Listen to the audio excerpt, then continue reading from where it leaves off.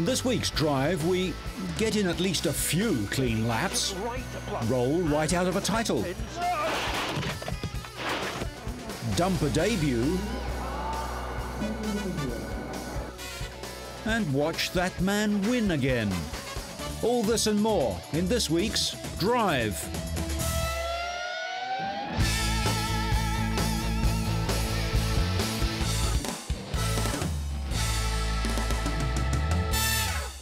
We start this week with a NASCAR round at Kansas City in the US, deep in the heart of cowboy country, as made famous by Hollywood.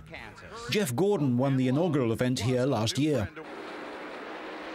Despite the long track and near-perfect conditions, the race was to see 8 multi-car pileups, which brought out the red flags. Only 28 of the 43 drivers finished the event, a season low.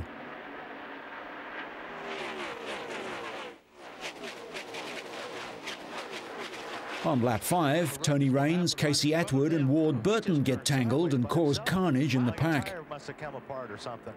I thought I saw a tire, the cap off a tire go down in the infield. Like maybe the left rear. Yeah. And there was...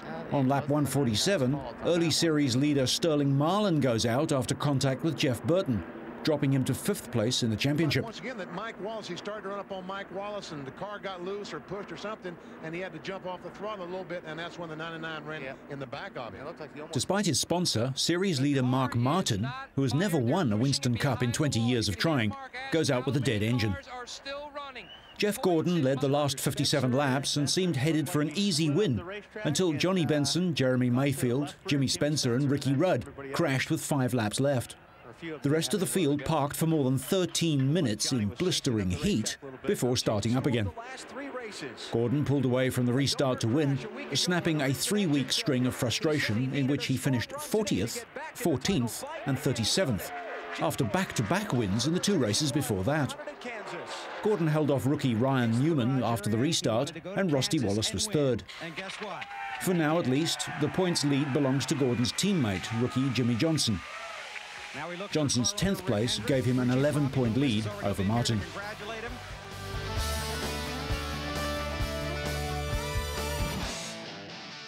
The World Rally Series went as far away as possible to New Zealand, with reigning champ Richard Burns holding a slender hope of retaining his world crown. The Englishman would need to win all 3 remaining events in New Zealand, Australia and Britain to hold off his Peugeot teammate Marcus Grönholm. Burns was quickest on the opening 4 stages, and after day 1, Burns held an 18.3-second lead. Grönholm needs just 7 points from the final 3 rounds to land a 2nd world title. The Finn struggled running first on the gravel roads as he acted as road sweeper and suffered hydraulic trouble which sprayed oil onto his windscreen.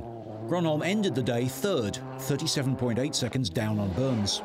Finland's Harry Rovanperä in the 3rd Peugeot ended the first day in 2nd spot, splitting the title contenders and giving the dominant French team a clean sweep of the podium places. Finn Jani Parsonen took 5th place, the Mitsubishi driver making an impression on his first visit to New Zealand as he stands in for the injured Alistair McRae. Parsonen scored his first ever stage win on the 5th stage, the first for Mitsubishi since the launch of their new car. 4 times world champ Tommi Mäkinen moved up to 4th after the final 2 stages on the edge of Auckland. His Subaru teammate Petter Solberg kept up the pressure on Parsonen and took 6th, just a 10th of a second behind the Mitsubishi. Scotland's former champion Colin McRae also needed wins in the final 3 rounds of the season to remain in the title, but retired rather abruptly on the 4th stage. And 6 right and 6 left, opens into K2 right, plus don't catch. 3, 2.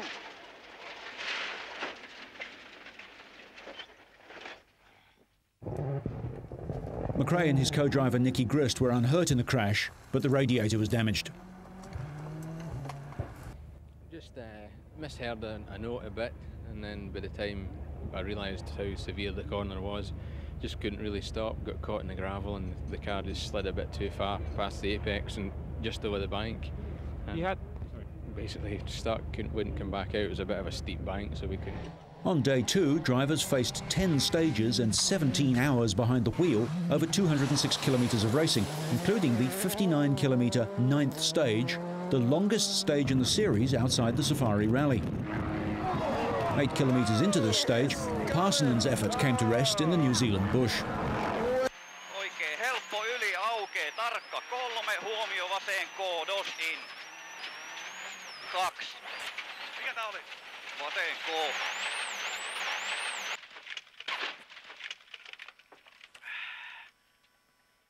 Rovanperä kept out of trouble and up to speed, chasing early leader Burns. He ended the day still in second place. Gronholm picked up the pace and claimed the final 6 stages on day 2.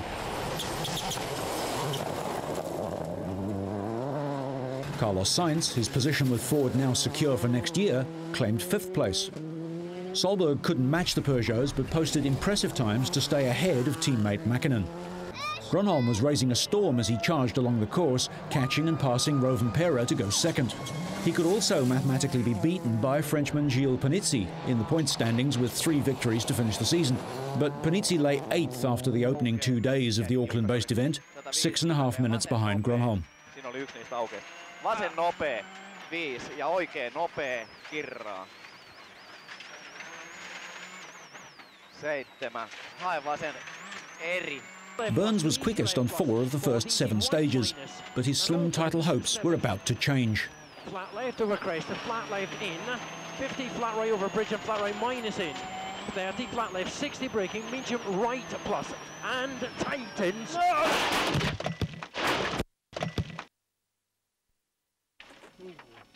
Oh no. Okay. In a typical understated way, Burns sums up the situation. He was unhurt in the incident on stage 15, while co-driver Robert Reed suffered bruising to his right arm. Just touched the bank on the outside of the corner and the car went up on 2 wheels, dug in and ended up there. This amateur video shows the severity of the crash.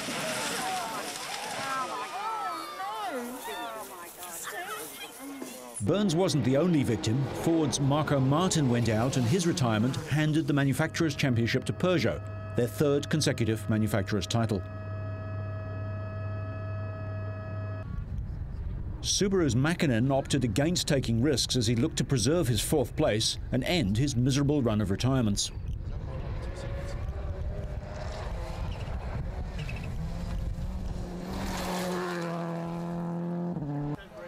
With Burns out, Rovanperä was promoted back into 2nd place, 55 seconds down on Gronholm. The drivers faced a further 8 stages in the final leg of the event before a prize giving on the edge of Auckland, where Gronholm was hoping to be crowned champion, if he reached the end. Although almost certainly assured of a 2nd world title, Gronholm wasn't lifting off the throttle, and he set the pace in all 8 stages. 5. Vaseri jouhee. 7. Vasen pitkäri miinuskirraa. Eri. 5 ja vaseri jouhee. 8.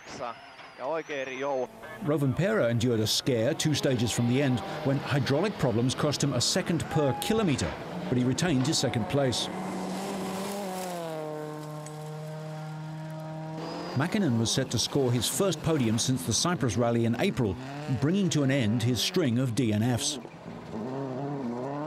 Subaru's Solberg seemed all set to claim a 2nd consecutive podium finish, but his engine died in the last but 1 stage. Petter had planned to dedicate the top 3 finish to his son Oliver, celebrating his 1st birthday on Sunday. Very slowly the engine's on his last legs. Just keep going. Okay, so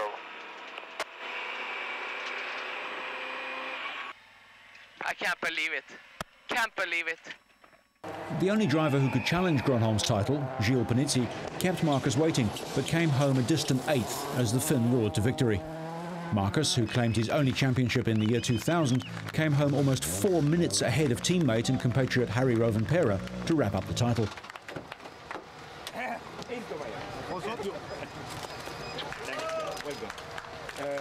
Another double as well. You've won the drivers, but also the manufacturer's title in the bag. Yeah, it's good. It has been a good year for our team and for me. fantastic.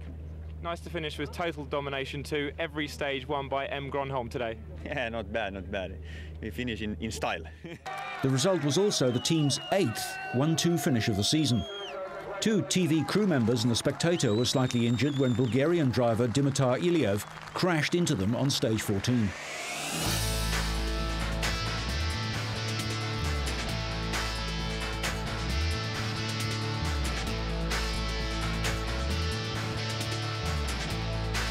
Off to Motegi in Japan for an away round of the Motorcycle Grand Prix Championship.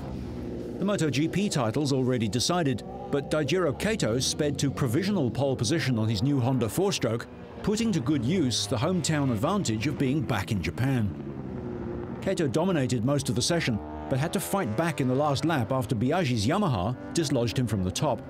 The reigning 250cc champion responded in style, shaving 0.8 of a second off the previous pole record on a bike he described afterwards as practically perfect.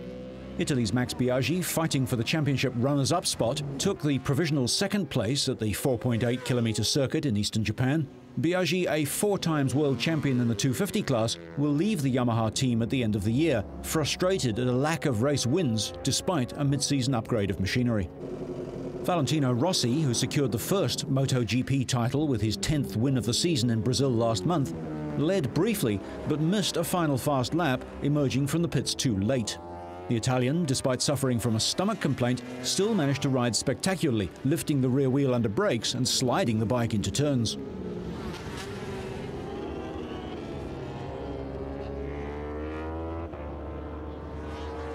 Biaggi's Yamaha teammate, Spaniard Carlos Checa, will remain with the works team next year. Championship leader Marco Melandri grabbed provisional pole for the 250cc race on his Aprilia, with his closest rival for the title, Spaniard Fonzi Nieto, suffering a mystery illness and managing only the 4th fastest time.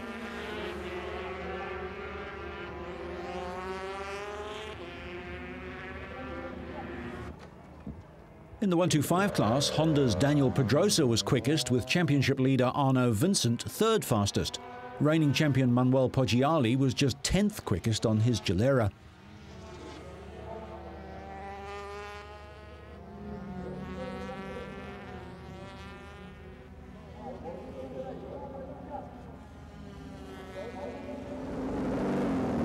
The next day, in official qualifying, Kato's effort to improve on Friday's time was not helped when he crashed his first-choice bike at the start of the session and had to take it back to the pits. In fact, he lost control on the entry to the corner and the bike was crossed up and unsettled as he turned in. He couldn't improve his time with the spare bike, but luckily for him, neither could anyone else.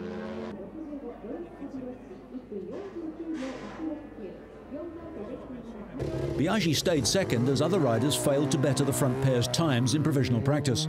Mechanical problems reared as his Yamaha broke down near the end of the session, and he too couldn't go quicker on his spare bike. Only Italy's Loris Capirossi seriously threatened the front two, jumping up the grid to 3rd place from 5th. Loris, a 3-time world champion in the 125 and 250 classes, will switch teams at the end of the year to join Ducati's brand new MotoGP effort.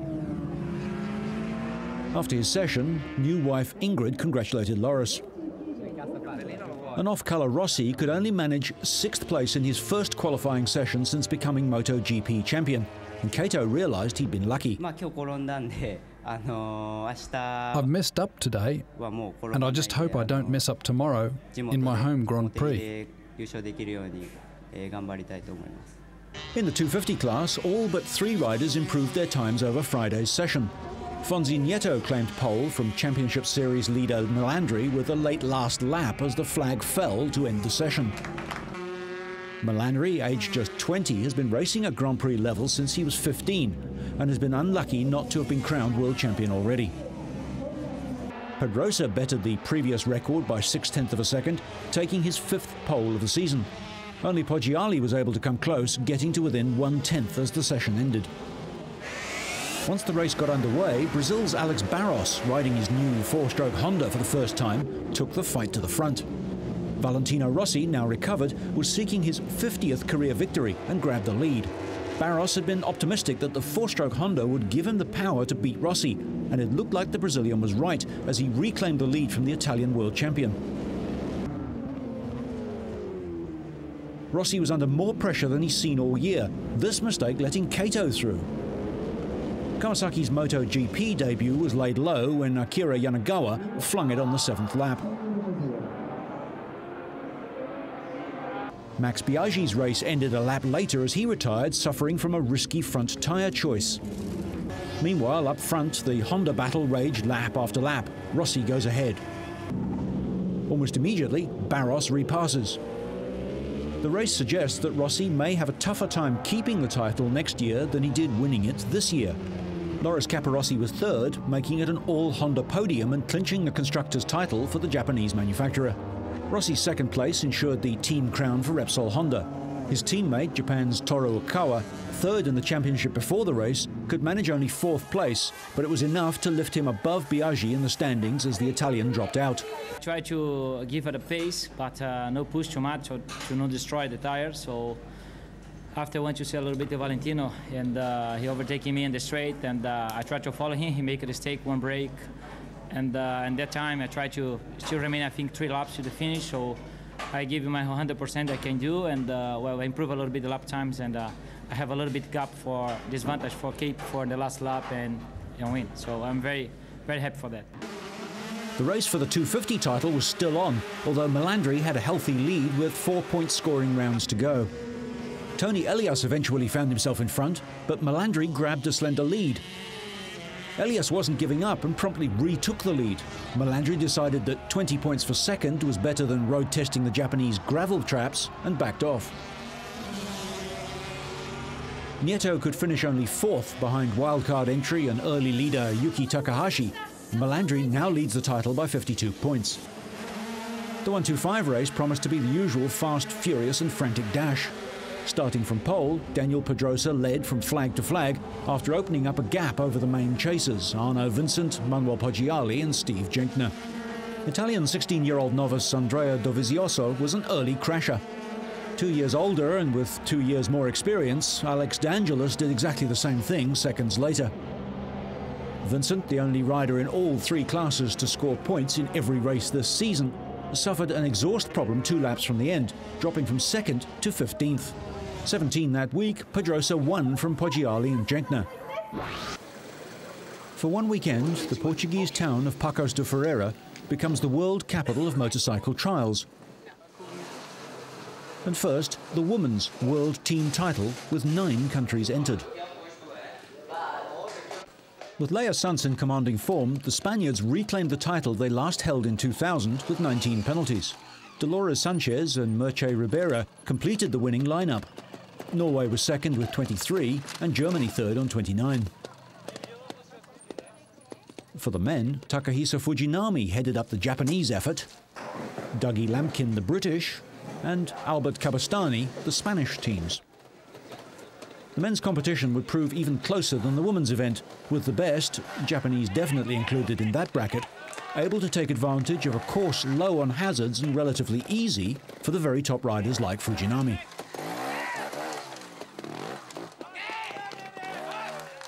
Everyone knew what Lampkin could do. Much would depend on the performance of the rest of the team as to how the British squad would feature in the final. Steve Colley, recently back from serious injury, Graham Jarvis shown here, and Sam Connor didn't disappoint. But Spain still pushed all the way in this, the last event of the 2002 International Outdoor Trials calendar. With world indoor champ Albert Cabastani, Adam Raga seen here, David Cobos and Mark Frischer, the Spaniards look to have the strongest squad.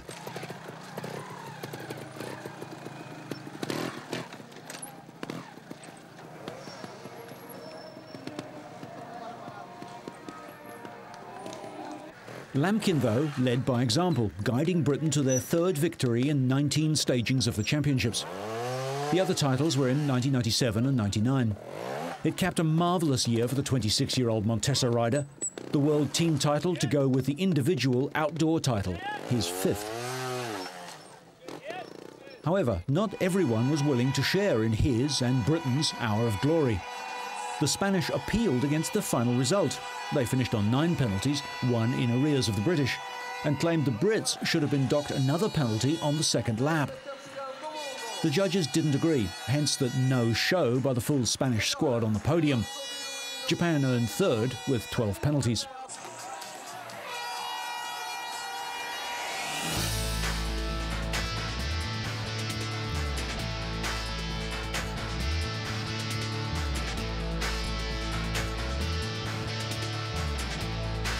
Czech Formula 3000 driver Thomas Enger, seen here with a Prost Formula 1 car on his 25th birthday, was stripped of the International Formula 3000 title after being disqualified from the race in Hungary, where he returned a positive drugs test for cannabis. Enger drove in Formula 1 with the now defunct Prost team at the end of 2001, and he becomes the first world motorsports champion to lose a title through a drugs test. Class 1 world offshore powerboating came to the United Arab Emirates.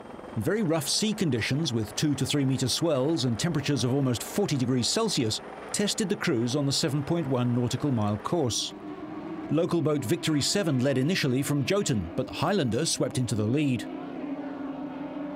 As Jotun maintained third, Victory 7 reclaimed the lead from the heavier diesel-powered Highlander.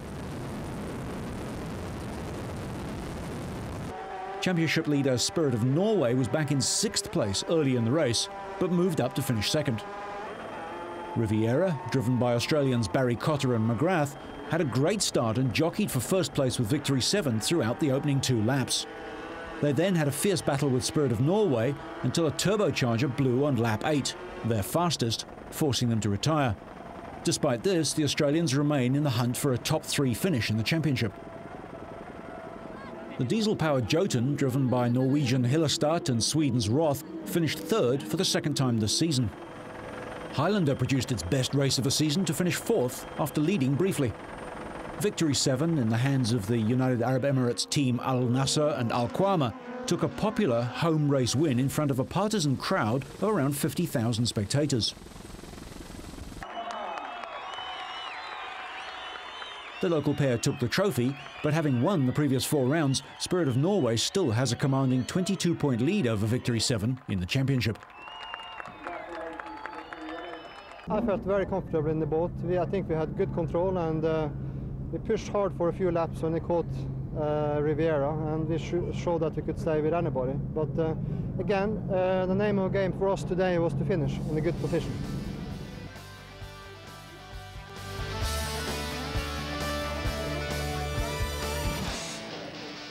Bernie Ecclestone's latest idea to revitalise Formula 1 is a handicap system that could dramatically increase the weight of winning cars, making them carry an extra kilogram for every point they're already ahead of the field. Weight handicapping, common in touring cars, is just one idea under review. The good side of the suggestion is that extra weight could be placed to best advantage.